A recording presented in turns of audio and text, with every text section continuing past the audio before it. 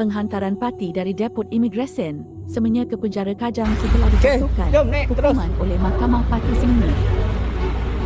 Naik terus, duduk, jom. Rabu, 4 September tahun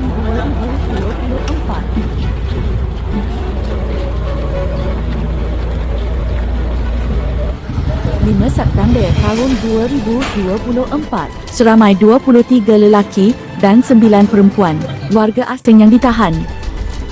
Di lokap sementara bahagian penguat kuasa Shah Alam dipindahkan ke depot imigresen Semenyi bagi tujuan siasatan. Situasi ini merupakan satu rutin biasa selepas penangkapan dibuat dengan tujuan reman siasatan jika lokap sementara penuh. Oke, Assalamualaikum warahmatullahi wabarakatuh. Jadi saya ingin berbagi informasi nih, berbagi pengalaman ke kalian. Jadi apa yang terjadi, sebelumnya ini anak saya lagi tidur ya. Jadi anak yang nomor 2 sama yang nomor 3 yang terakhir, laki-laki. Jadi lagi tidur, baru pulang sekolah. Oke, jadi apa yang terjadi apabila seorang pati itu ditangkap polis ataupun immigration? Jadi apa proses selanjutnya yang akan mereka hadapi? Jadi di sini saya jelaskan ya ke kalian ya. Jadi ini penting juga buat kalian yang mungkin bekerja ke Malaysia itu kosongan, dan penting juga buat keluarga kalian. Jadi ada beberapa keluarga ya yang tiba-tiba kehilangan kontak dengan kerabatnya ataupun saudaranya yang berada di Malaysia. Jadi selama ini komunikasi lancar, tapi secara tiba-tiba hilang kontak. Jadi mungkin keluarga di kampung ya di Indonesia pastilah cemas ya, was-was. Kenapa tiba-tiba nggak kedengaran lagi kabarnya? Kenapa nggak bisa lagi handphonenya dihubungi? Jadi apa penyebabnya? Jadi di sini saya akan jelaskan juga ya kenapa bisa seperti itu. Jadi itu bukan berarti karena kehilangan kontak dengan keluarga kalian ya atau sanak famili kalian di Malaysia, bukan berarti keluarga kalian yang di Malaysia itu, yang bekerja di Malaysia itu ini ya meninggal atau kena musibah apa, bukan berarti seperti itu ya. Oke, jadi apa yang akan terjadi apabila seorang pati ataupun pekerja kosongan ya kena tangkap pihak immigration ataupun pihak polis? Jadi prosedur yang harus mereka lalui itu sebenarnya cukup panjang ya. Jadi apabila mereka kena tangkap, mereka akan menjalani masa ini ya, masa reman selama 14 hari. Jadi selama masa reman itu, apabila ada majikan mereka ya, mereka punya majikan dan majikan mereka itu mau menjaminnya, maka kemungkinan mereka bisa lepas dengan uang jaminan tentunya ya. Jadi uang jaminannya itu saya kurang tahu ya, jadi bisa 3.000, 4.000, 5.000 atau bahkan mungkin 10.000 ringgit ya uang jaminannya. Itu pun dengan catatan apabila pati tersebut dia memiliki dokumen ya berupa paspor, dan paspornya itu masih hidup. Jadi masih ada harapan bagi majikan untuk menjaminnya. Tapi kalau paspornya sudah mati ataupun paspornya hilang ya, saya rasa untuk dijamin pun tidak bisa ya, sangat sulit. Saya rasa nggak bisa lah. Jadi seperti itu ya. Jadi kalau tidak ada penjaminnya, tidak ada majikan yang menjaminnya, bagaimana? Oke, jadi mereka akan menjalani masa reman ya selama 14 hari di lokap. Jadi lokapnya itu ini ya, tidak bisa kita yang tentukan ya, itu sudah polis yang menentukan, polis Malaysia. Jadi bisa di lokap Shah Alam, Selangor, ataupun di lokap-lokap lain di negeri Malaysia. Jadi yang inilah lokap yang dekat dengan penangkapannya ya. Jadi apabila dia ditangkap di daerah Shah Alam, mungkin masuk lokap Shah Alam. Jadi seperti itu. Apabila dia kena tangkap di Melaka, mungkin masuk lokap di daerah Melaka. Jadi seperti itu. Jadi pati tersebut akan menjalani masa reman selama 14 hari. Jadi pada saat menjalani masa reman itu di lokap ya, pati tersebut akan akan ke balai polis juga untuk siasatan. Nanti dia akan disiasat oleh polis ya, bagian IO itu biasanya. Setelah itu mungkin akan ambil gambar ya, ambil foto, kemudian cop jari. Jadi apabila case-nya itu misalnya case dadah ya, narkoba, jadi kemungkinan dia akan ada tes urin lagi ya. Dan untuk tes urin ini bisa lama ya hasilnya, bisa 1 bulan, 2 bulan, bahkan mungkin 6 bulan ya untuk hasil tes urin. Oke, jadi setelah dia di lock up selama 14 hari dan seluruh pendataannya sudah selesai ya, pendataannya yang saya bilang tadi ya, ambil gambar, cop jari, siasat ya, sudah selesai, maka Pati tersebut naik mahkamah. Dan mahkamahnya itu pun tidak bisa kita yang tentukan, itu polis sendiri yang menentukan. Jadi biasanya mahkamahnya itu yang dekatlah dengan ini ya, yang dekat dengan lokap, ataupun memang mahkamahnya itu lagi ada kosong ya. Jadi naik mahkamah. Jadi di mahkamah itulah kita nanti diputuskan oleh hakim ya, oleh hakim berapa lama kita dijatuhi hukuman sesuai dengan ini ya, sesuai dengan kesalahan kita. Jadi apabila kesalahan kita ini ya, case kosong ya, case kosong itu biasanya kena pasal 15(1) atau 61(c). Jadi kalau yang 15(1) itu dia case kosong tapi masih memiliki dokumen atau paspor. Yang pasal 61(c) itu dia case-nya case kosong dan tidak ada dokumen. Dokumen di sini maksudnya paspor ya. Nah, jadi hakim akan menjatuhkan Pati tersebut hukuman sesuai dengan kesalahannya. Jadi apabila dia case-nya case dadah, mungkin beda lagi dia hukumannya kan. Jadi tergantung case. Oke, setelah hakim itu menjatuhkan hukuman, memutuskan hukuman, berapa lama dia dihukum, kemudian polis akan membawa Pati tersebut ataupun orang tersebut ke ini ya, ke penjara. Jadi penjaranya itu pun kita tidak bisa memastikan ya, bisa penjara Kajang, penjara Sungai Bulu, atau penjara ini ya, ada penjara khusus anak-anak di bawah umur tuh, saya lupa itu penjara apa itu, Puncak, ada Puncak gitulah, ada nama-nama puncaknya, Bukit Puncak atau pokoknya ada penjara khusus untuk anak-anak. Jadi untuk anak-anak yang di bawah umur maksudnya itu di bawah 21 tahun ke bawah ya. Jadi penjaranya beda. Puncak Alam ya saya rasa nama penjaranya, yang penjara khusus anak-anak. Kalau kalian tahu, bagi tahu saya di kolom komentar. Nah, jadi seperti itu. Jadi setelah itu kita akan menjalani hukuman lah di dalam penjara ya. Di dalam penjara itu ya, namanya di penjara ya. Yang jelas kalau di penjara itu, kita di dalam sel itu ramai ya. Jadi penjara itu bukan macam hotel ya, satu kamar satu orang ya. Jadi kalau di penjara itu satu kamar itu, satu bilik itu bisa sampai 10 sampai 20 orang ya, 10 sampai 20 orang. Jadi tidak tentu ya. Jadi kalau kita di dalam penjara itu tidurnya pun kita macam ikan gembung lah. Jadi kepala jumpa kaki, kaki jumpa kepala gitu lah. Jadi macam ikan gembung lah. Seperti itu kalau di penjara. Itu yang pertama. Yang kedua, yang jelas makanannya itu tidak ada rasa. Kalau di penjara itu makanannya tidak ada rasa. Walaupun nanti dalam 1 minggu itu ada menu ayam, ya ayamnya itu ya direbus aja gitu, nggak pakai garam, nggak pakai bumbu-bumbu, kayak gitu aja, di ayam campur air direbus. Jadi seperti itu ya. Dan nasinya pun ya nasi yang inilah, yang keras. Nasinya itu mungkin kadang mentah, jadi seperti itulah. Jadi seperti itulah di penjara. Jadi selain mental kita disiksa kalau di penjara ini, indera perasa kita, indera pengecap kita ini pun disiksa ya. Jadi kita di penjara itu tidak pernah merasakan yang namanya asin, manis, pedas, asam. Jadi semua makanan itu hambar. Jadi seperti itulah sedikit inilah gambaran mengenai penjara ya. Jadi kalau di Malaysia itu penjara yang paling besar itu ya penjara Kajang ya. Oke, jadi setelah menjalani hukuman di penjara ya, sesuai dengan putusan hakim tadi, misalnya kena 1 bulan, nah kita jalanilah hukumannya itu selama 1 bulan. Jadi itu dipotong masa tahanan 10 hari ya. Jadi misalnya 1 bulan itu yang kita jalani itu 20 hari. Jadi kalau kita kena 2 bulan, kalau kita kena hakim menjatuhkan hukuman kita 1 bulan, kita penuh menjalani 1 bulan itu 30 hari. Tapi kalau hakim mengenakan kita hukuman 2 bulan, maka tiap bulannya itu dipotong 10 hari. Jadi seperti itu. Jadi kalau kita kena hukuman misalnya 2 bulan ya, 2 bulan itu kan 60 hari. Jadi kita hukuman yang kita jalani itu cuma 40 hari. Jadi potong 20 hari ya, karena tiap bulan tadi kan dipotong 10 hari. Jadi 2 bulan dia dipotong 20 hari. Jadi seperti itu. Nah, jadi setelah kita menjalani hukuman, yang namanya warga asing itu setelah menjalani hukuman kita tidak bebas. Kita tidak bebas di Malaysia. Jadi nanti kita sambung gari lagi, istilahnya sambung gari. Jadi nanti kita dijemput oleh pihak immigration.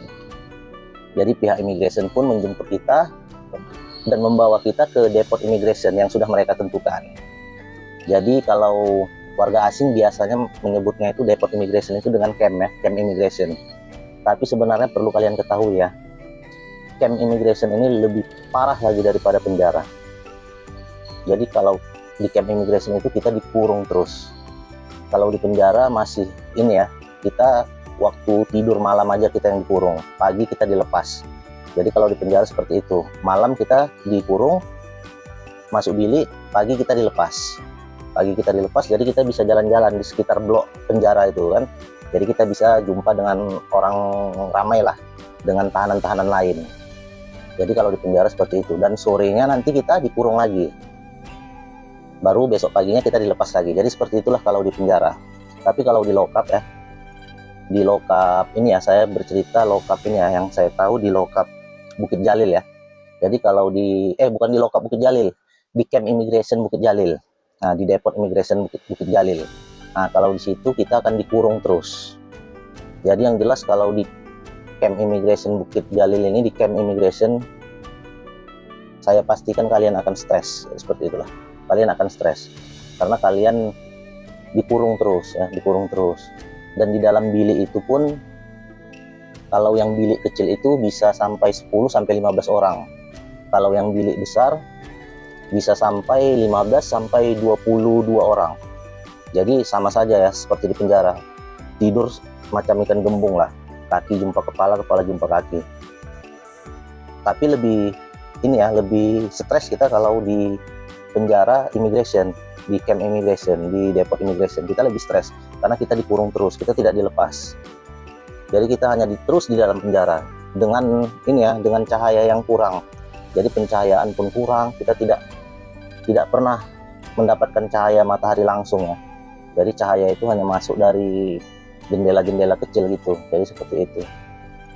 Pokoknya kalau di camp immigration ini, tapi nggak usah lah saya bilang camp ya, penjara lah ya, karena lebih menyakitkan tinggal di camp immigration dibandingkan di penjara. Kalau menurut saya seperti itu. Jadi kalau di penjara immigration ini menangnya ya, makanan sudah ada rasa. Jadi itu. Jadi kalau di penjara immigration makanan sudah ada rasa, dan menunya itu ikan, sama kayak di penjara ini, di penjara polis ya, di Kajang ataupun di Sungai Bulu. Dia makanannya itu, lauknya itu ikan apa namanya itu, ikan curug yang sisinya tebal itu. Itu digoreng aja ya, bukan disambal.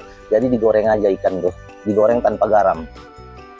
Di penjara sama di penjara immigration, ikannya itu ikan goreng, ikan curug itu yang sisinya tebal-tebal itu harganya murah tuh, 1 kilonya itu paling sekitar Rp1.50. Tapi ada hari-hari tertentu memang kita makan ayam, baik itu di penjara ataupun di penjara immigration. Ada kita makan ayam, nanti makan telur. Jadi dalam 1 minggu itu ada jadwalnya kita kapan makan ayam, kapan kita makan telur. Nah, tapi bedanya tadi kalau di penjara polis, semua makanan itu hambar, nggak ada rasa. Walaupun itu ayam, ikan, telur, itu tidak ada rasa. Tapi kalau di penjara immigration, makanannya sudah ada rasa. Tapi tempatnya yang membuat kita stres. Kalau di penjara immigration kita dikurung terus. Jadi itu bedanya sih. Makanya kalau di penjara immigration ini, hal yang biasa kalau kita lihat itu satu bilik itu bergaduh. Jadi sangat sering terjadi kalau di penjara immigration itu tahanan itu bergaduh, berkelahi karena stres tadi. Dan yang banyak di penjara ini, baik itu di penjara polis ataupun di penjara immigration, itu yang banyak itu orang-orang Rohingya. Orang Rohingya, kemudian orang Indonesia. Itulah yang banyak. Jadi kalau orang Indonesia yang banyak itu orang-orang Aceh lah yang masuk penjara, dan yang masuk penjara immigration orang-orang Aceh. Orang-orang Aceh, orang-orang Jawa, orang-orang Lombok, nah itu banyak. Kemudian kalau warga asing yang lain itu yang banyak itu ya orang-orang Rohingya, Myanmar, Bangladesh, Pakistan, India. Tapi yang paling banyak itu tadi ya, orang Rohingya sama orang Indonesia yang banyak di penjara itu. Ya case inilah, case ringan lah. cash kosong. Tapi kalau orang Rohingya ini banyak case-nya itu case ini ya, case rampok, case mencuri, case yang mabuk, case dadah. Nah, itu banyak orang Rohingya, banyak case dadah, pengisap dadah. Nah, jadi seperti itu. Oke, jadi setelah kita diantar ke penjara imigrasi, apabila kita memiliki paspor kita masih hidup, 1 minggu, paling lama 2 minggu lah, 2 minggu kita di penjara imigrasi itu, kita sudah bisa jamin tiket. Jadi jamin tiket itu kita beli tiket lah. Jadi kita nanti ya diminta untuk nelpon keluarga di kampung. Jadi nanti kita nomor badan kita dipanggil oleh ini ya, oleh pegawai imigrasi untuk ke RO. Jadi di RO itu kita telepon lah keluarga kita untuk jamin tiket. Jamin tiket, tapi tiketnya itu mahal ya, mahal. Jadi jangan kalian kira kalau udah masuk penjara imigrasi itu kita dipulangkan secara gratis. Jadi enggak ya. Jadi pemulangan gratis itu ada. Jadi pemulangan gratis itu ada. Jadi kalau tahun ini yang saya tahu ya, pemulangan gratis itu ada waktu itu di bulan 6 ya, di awal-awal bulan 6 ada. Itu pemulangan gratis itu biayanya yang mendanai itu ya KBRI, kedutaan negara masing-masing. Jadi bukan pihak kerajaan Malaysia yang memulangkan kita secara gratis. Jadi kalau kerajaan Malaysia nggak mau rugi lah kan gitu. Orang kita jamin tiket pun beli tiketnya lebih daripada harga tiket itu kan.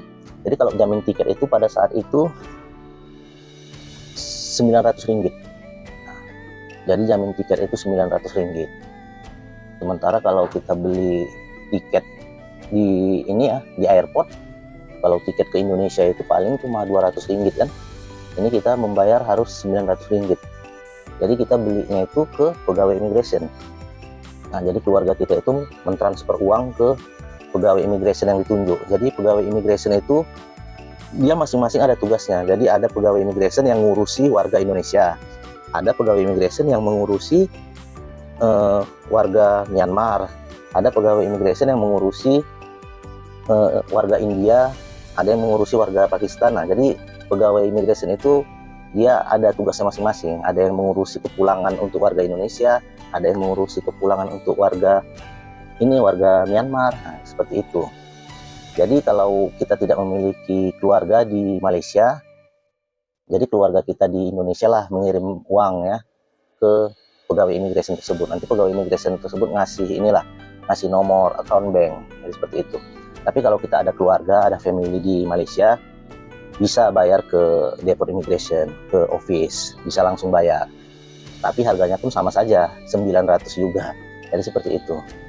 Jadi ya di warga asing ini walaupun di penjara immigration, walaupun mau dipulangkan pun tetap kerajaan nggak mau rugi. Tetap kerajaan itu ambil keuntungan dari situ. Jadi seperti itulah. Jadi ya tidak bisa kita pungkiri kan, memang pendapatan pemasukan negara Malaysia itu saya rasa dari warga asing ini cukup besar. Jadi yang di luar penjara pun pihak kerajaan dapat duit, yang di dalam penjara pun pihak kerajaan dapat duit juga. Jadi seperti itu. Jadi harga tiket pesawat yang harganya 200 ringgit, mereka minta 900 ringgit. Jadi seperti itu. Jadi bagaimana kalau keluarga kita tidak bisa menjamin tiket. Nah, maka nanti pihak pegawai imigrasi akan menawari kita tiket kapal laut. Jadi kalau tiket kapal laut dia sedikit lebih murah, 300 ringgit. Jadi seperti itu. Jadi kalau tidak ada juga uang keluarga kita untuk membelikan tiket kapal, bagaimana? Ya kita tunggu pemulangan gratis dari kedutaan kita. Kita tidak tahu kapan pemulangan gratis itu. Dan pegawai imigrasi pun tidak tahu. Jadi seperti itu. Jadi kita di dalam penjara itu menunggu sesuatu yang tak pastilah ibaratnya. Jadi kalau di penjara polis tadi, misalnya di penjara Kajang, ada tarikh masuk, ada tarikh keluar, jelas kan. Tapi kalau di penjara imigrasi, tarikh masuk ada, tarikh keluarnya kita tidak tahu kapan. Nah, tapi kalau kalian punya paspor, kalian bisa lebih cepat pulang. Jadi 1 atau 2 minggu kalian bisa jamin tiket. Nanti pegawai imigrasi memberikan kalian telepon kan, untuk kalian menelpon keluarga. Tapi kalau yang nggak ada paspor ini yang susah. Jadi kalau nggak ada paspor itu, kalian harus menunggu kedutaan itu datang untuk buat SPLP kalian. Jadi kedutaan itu, jadi kedutaan itu kita tidak tahu kapan datang. Tapi biasanya ya kedutaan itu datangnya 1 atau 2 bulan sekali. Jadi seperti itu. Jadi dari pengalaman yang sebelum-sebelumnya seperti itu ya, 1 atau 2 bulan sekali pasti kedutaan datang untuk buat SPLP. Jadi seperti itulah. Jadi setelah kita buat SPLP, barulah kita boleh jamin tiket. Jadi kendala yang banyak di ini ya, selama di penjara imigrasi itu ya, mereka tidak tahu nomor keluarga mereka, nomor telepon keluarga. Jadi mereka kehilangan kontak kan, mereka tidak tahu nomor, tidak ingatlah nomor keluarga. Jadi mereka harus mencari nomornya itu dari Facebook atau dari Instagram. Jadi seperti itu, mencari nomor telepon keluarganya.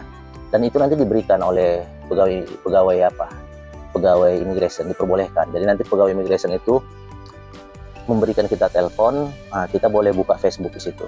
Jadi seperti itu. Jadi kenapa nggak ada telepon kita kenapa handphone kita kemana? Nah, kan seperti itu kan.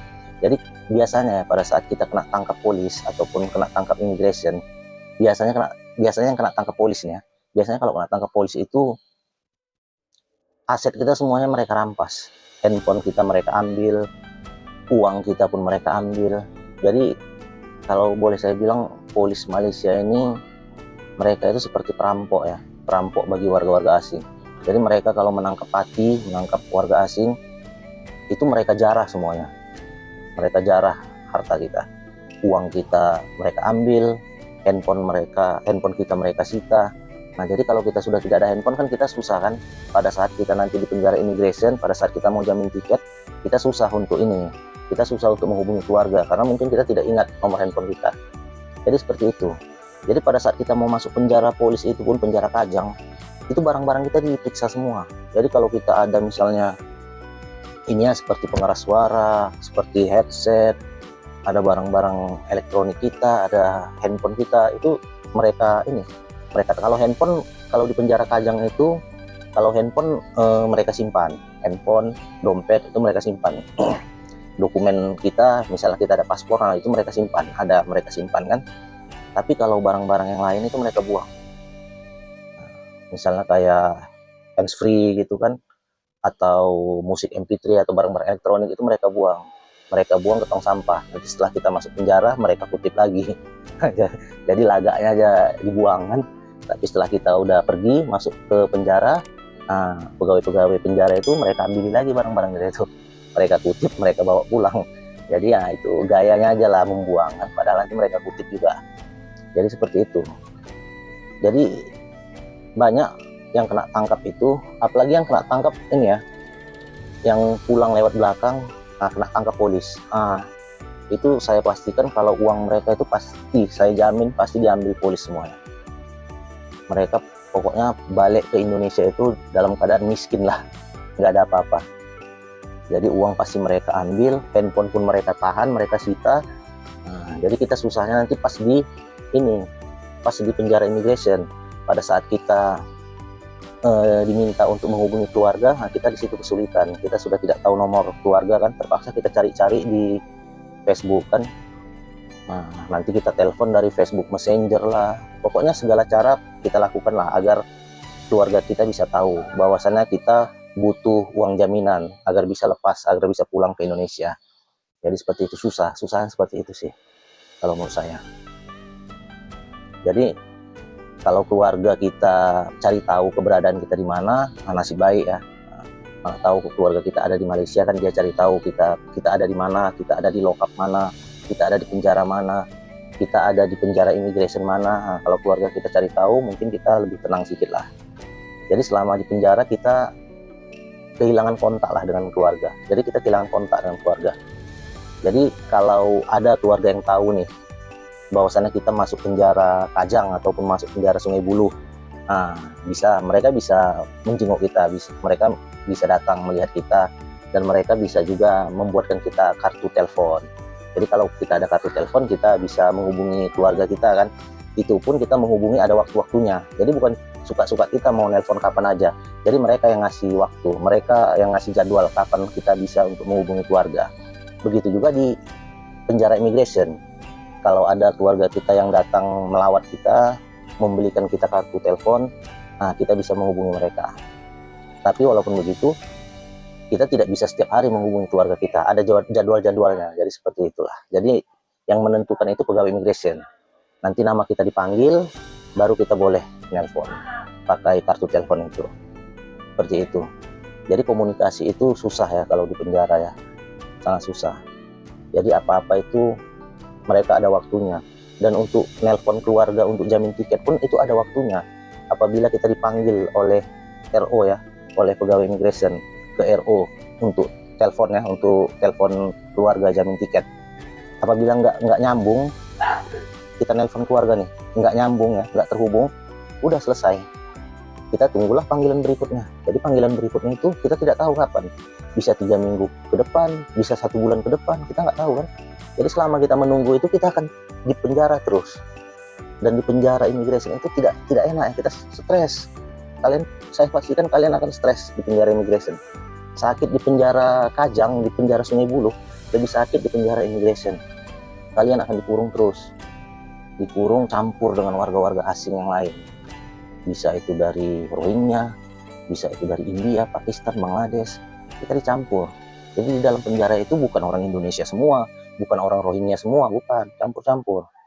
Dan yang paling sering berkelahi ya, kalau di penjara imigrasi itu, yang paling sering berkelahi ya, begaduh ya, itu orang Rohingya, orang Myanmar. Nah, orang Rohingya ya. Jadi kalau di nomor badan orang itu, kewarganegaraan dibuat Myanmar. Karena kan kewarganegaraan itu nggak ada Rohingya kan, makanya dibuat Myanmar. Tapi mereka itu orang Rohingya. Jadi kalau orang Rohingya ini penjara imigrasi itu, yang mereka tidak punya kad UN, kalau mereka itu nggak punya kad UN, mereka itu bisa sampai bertahun-tahun di penjara imigrasi. Jadi ada yang sampai 5 tahun, ada yang sampai 7 tahun bahkan di penjara imigrasi itu. Jadi di penjara imigrasi itu dia sudah 3 kali pindah penjara imigrasi. Dari penjara imigrasi Kelantan, pindah ke penjara imigrasi Melaka, pindah ke penjara imigrasi Kuala Lumpur. Jadi pindah-pindah. 7 tahun di penjara terus, penjara imigrasi. Kalau mereka itu tidak ada kad UN, karena mereka harus menunggu UN. UN itu kita tidak tahu kapan datangnya. Tapi kalau mereka ada kad UN, mereka bisa cepat keluar. Dan mereka pun keluar bukan balik ke Myanmar sana, mereka keluar di Malaysia. Mereka dilepas di Malaysia, di negara Malaysia. Jadi seperti itu. Itulah kalau orang itu punya kad UN. Yang susahnya tadi kalau tak punya kad UN, mereka pasti akan bertahun-tahun lah mendekam di dalam penjara. Oke, jadi mungkin itu aja sedikit informasi dari saya. Jadi mungkin di lain video nanti akan saya jelaskan lagi bagaimana keadaan di penjara imigrasi, bagaimana keadaan di penjara polis ya, bagaimana keadaan di lock-up, bagaimana kebusukan-kebusukan, bagaimana pegawai-pegawai imigrasi mencari uang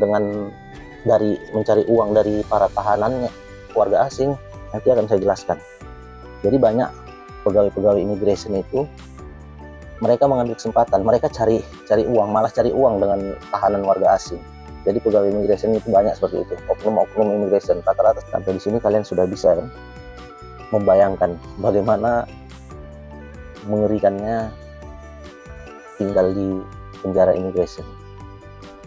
Jadi kalian kalau warga asing yang kosongan ya Pati, kalau kena tangkap polis ataupun imigrasi,